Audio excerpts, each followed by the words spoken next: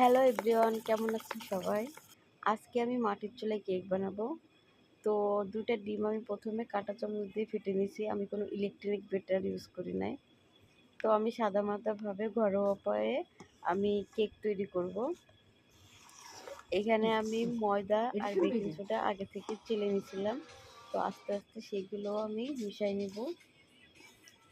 এর ভিতরে আমি শুধু ভ্যানিলা এসেন্স আর বেকিং সোডা এই দুইটা আমি ইউজ করছি আর ময়দা। তারপরে একটা বাটিতে আমি সুন্দর করে তেল দিয়ে কাগজ দিয়ে আমি উপকরণটি ঢেলে দিব।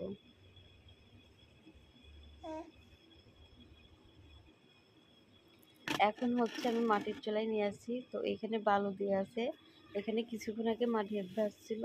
তো আমি সেইখানে এটা দিয়ে রাখলাম এবং ঢাকনা দিয়ে ঢেকে রাখবো।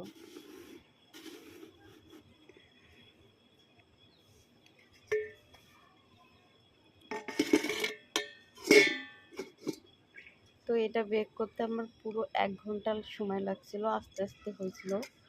এই দেখেন আমার কেকটা পারফেক্টলি হয়ে গেছে। তো এতটা ফুল ছিল যে ঢাকনায় পুরো লেগে গেছিলো আর কি। তো আমি একটা কাঠি দিয়ে দেখবো যে আমার কেকটা পারফেক্ট হয়েছে নাকি, ভিতরে কাঁচা আছে নাকি। তা দেখলাম যে না, অনেক সুন্দর হয়েছে। আর কেকটি এত তুলতুলে এত সফট হয়েছিল বলার বাহিরে। খেতেও মাশাআল্লাহ অনেক সুন্দর হয়েছিল।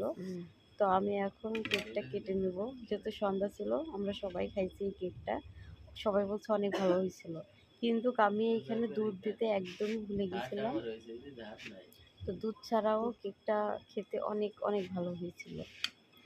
তো আপনাদের কাছে কেমন লাগছে আমার কেকটা অবশ্যই অবশ্যই জানাবেন। আমার কাছে অনেক ভালো হয়েছিল।